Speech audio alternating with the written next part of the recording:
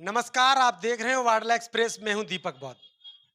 आप सभी जानते हैं कि मध्य प्रदेश में जो 2023 के चुनाव हुए थे, उनमें एक बड़ी हलचल बसपा की देखने के लिए मिली। लगातार आप देख रहे हैं कि बसपा एक बड़े स्तर पर जाने वाली थी, बता लोगों का, और मीडिया भी कह रही थी कि 15 से 20 सीटें मध्य प्रदेश में आने वाली हैं। लेकिन किसी कारणवश वो नहीं आ पाई और 4 सीटें ऐसी रहीं जिस पर बसपा दूसरे नंबर पर रही। लगातार वोट परसेंट की बात करें तो बसपा वोट परसेंट में कुछ विधानसभाओं में अच्छे स्तर पर रही। तो 2024 का लोकसभा चुनाव आने वाला है। लोकसभा चुनाव में क्या कुछ होने वाला है, क्या कुछ रहेगा, बसपा क्या चुनाव लड़ेगी, उत्तर प्रदेश की भी बात करेंगे। उत्तर प्रदेश में पिछले चुनाव में जो लोकसभा का था, उसमें बसपा गठबंधन के साथ लड़ी थी और वहां पर 10 सीटें उनको प्राप्त हुई थी। इस बार क्या कुछ रहने वाला है लोकसभा में? क्या बहन कुमारी मायावती जी इस बार गठबंधन में जाएंगी या फिर अकेले के दम पर चुनाव लड़ेंगे? तो हमारे साथ जुड़े हैं आज बसपा के वरिष्ठ नेता हैं नंदलाल खरे जी। तो खरे जी, आपका स्वागत। जी, बहुत-बहुत धन्यवाद। क्या कहेंगे 2024 के चुनाव को लेकर? 2024 का चुनाव है और तमाम गठबंधनों का दौर चल रहा है। इंडी गठबंधन की बात करें तो उसके टुकड़े-टुकड़े हो गए हैं। तो पहले तो हम जान लेते हैं कि बसपा गठबंधन में जाएगी या फिर अकेले चुनाव लड़ेगी? देखिए, ये तो स्पष्ट हो चुका है। बसपा सुप्रीमो माननीय बहन कुमारी मायावती जी ने बहुत पहले लोग उस समय जब माननीय बहन जी ने ये घोषणा की थी कि हम अकेले चुनाव लड़ेंगे, तो जो दलित जो अपने आप को चिंतक मानते हैं या जो दलित पत्रकार भी रहे ऑल ओवर इंडिया भर में या जो दलित राजनीति करने वाले जो नेता हैं तमाम दलों के, इवन मैं तो ये कहूँगा कि हमारी बहुजन समाज पार्टी में भी जो कुछ जो कम समझ के लोग हैं, उन लोगों ने भी ये कहा कि अरे माननीय बहन जी ने जो निर्णय लिया है वो गलत लिया है, गठबंधन के साथ लड़ना चाहिए। लेकिन उस समय भी हमने कहा, एक चैनल पर भी कहा हमने उस समय कि माननीय बहन जी जो राजनीति में आई हैं, वो 21वीं सदी के महामहिम बहुजन नायक मान्यवर साहब कांशीराम साहब के त्याग, बलिदान और संघर्ष से प्रेरणा लेकर के, जैसे आज दलित नेता तमाम आपको मिलेंगे, जो अपने नाम के आगे दलित लिखते हैं या मीडिया के सामने शो करते हैं कि दलित नेता हैं या प्रिंट मीडिया उनको जाहिर करता है, चाहे वो कोई भी दल हो, राष्ट्रीय दल हो या क्षेत्रीय दल हो, वो इतने एडवांस सोच वाले लोग नहीं हैं। लेकिन मान्यवर साहब कांशीराम जी की शिष्या माननीय बहन जी ने उसी समय ये बोल दिया कि हम अकेले लड़ेंगे। आज आपको देखने के लिए मिला है कि माननीय बहन जी ने उस समय कहा, आज से 2 महीने 3 महीने पहले जब माननीय बहन जी ने बोला कि बसपा अकेले चुनाव अपने दम पर चुनाव लड़ेगी। आज देखिए उनको इंडिया जो गठबंधन है उसका भविष्य उनको पता था, जिसकी अगुवाई नीतीश कुमार जैसे लोगों ने की। नीतीश कुमार जी का अगर आपको ध्यान हो, उसी बिहार के अंदर 90-95 में जब लालू यादव जी बने सीएम बने, उस समय बहुजन समाज पार्टी के वहाँ 11 विधायक रहे। तो मान्यवर साहब कांशीराम जी ने नीतीश कुमार को रोकते हुए लालू यादव जी को सीएम बनाया, बाहर से समर्थन दिया।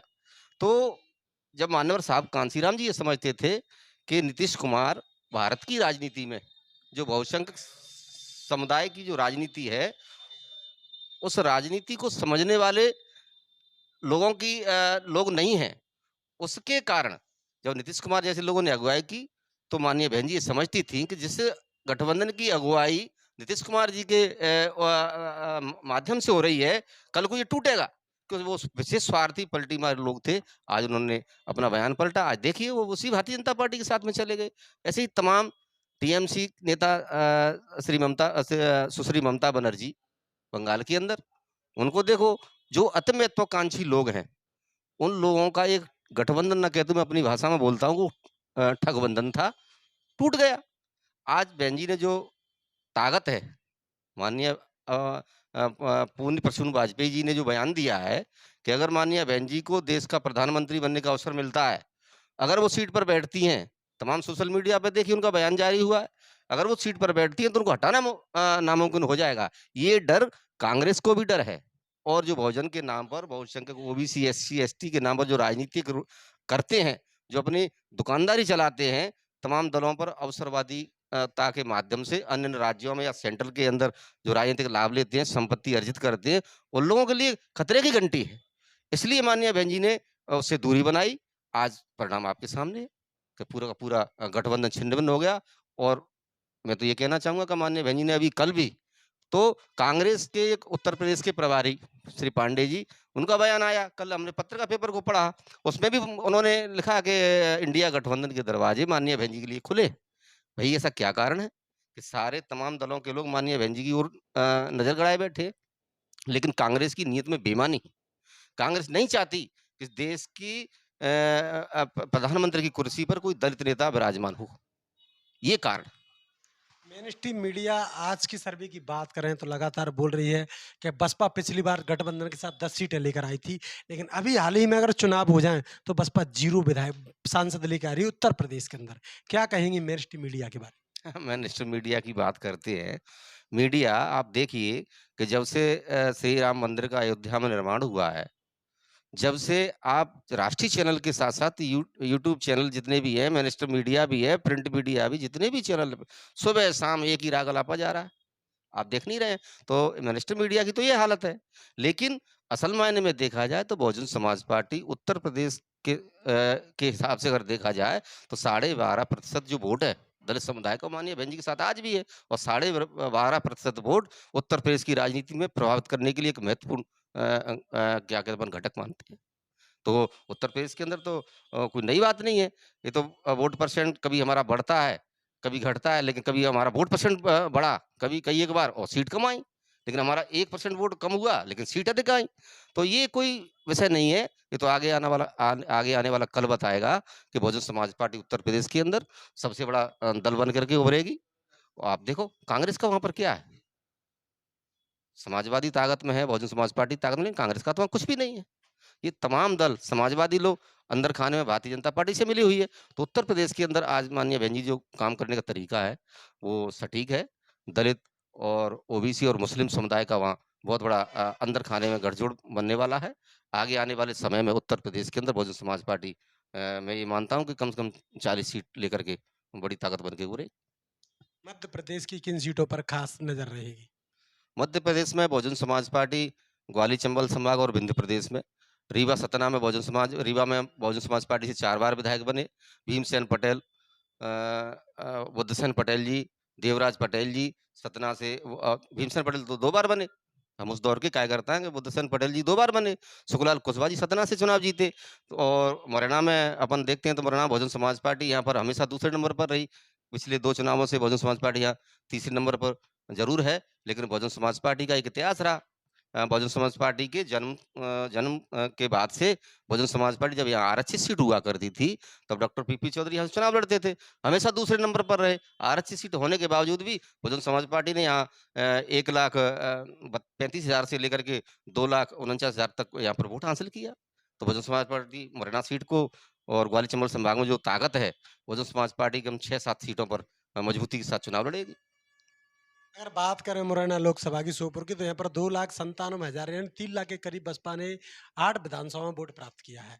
खासकर पिछड़ों का जो वोट है वो इस बार थोड़ा सा मजबूत बसपा के लिए आता दिखाई दे दिया है।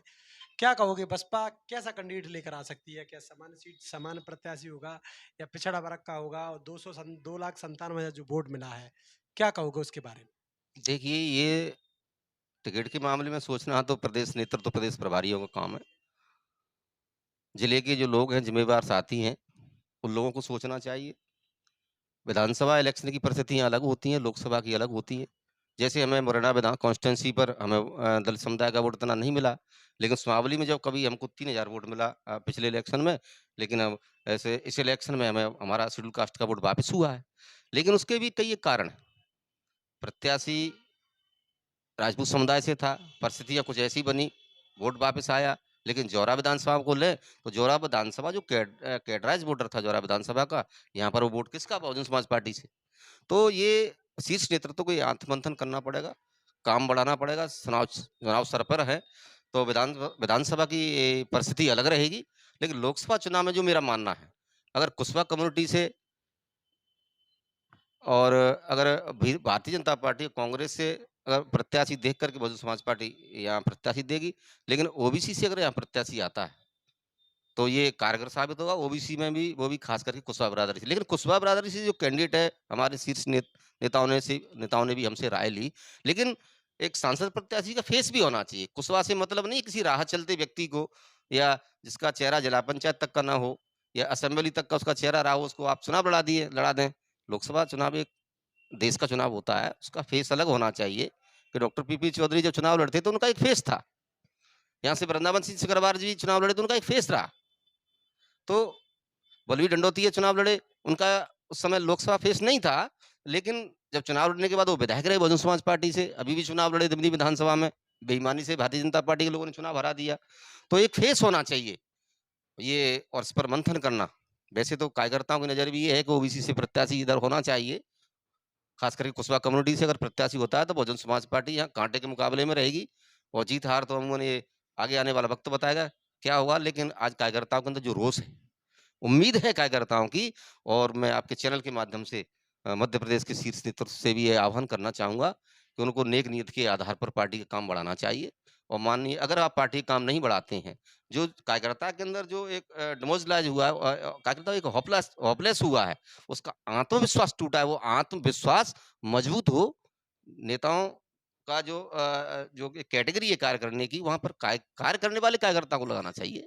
कार्यकर्ता काम करने वाले कार्यकर्ता चुनाव में जाएंगे, मैदान में जाएंगे, और जो समाज पार्टी ताकत में आएगी। और मैं तो ये कहता हूँ, और कुशवा कम्युनिटी से अगर कहीं कैंडिडेट आता है तो चुनाव जीते। तो चलिए लगातार बने रहिए हमारे साथ। यूट्यूब पर हैं तो सब्सक्राइब करिए, फेसबुक पर है तो फॉलो करिए, इंस्टाग्राम पर भी आप हमें देख सकते हैं। लगातार चुनावों की जो हलचल है 2024 की हम आप तक पहुंचाते रहेंगे। देखते रहिए वाडला एक्सप्रेस।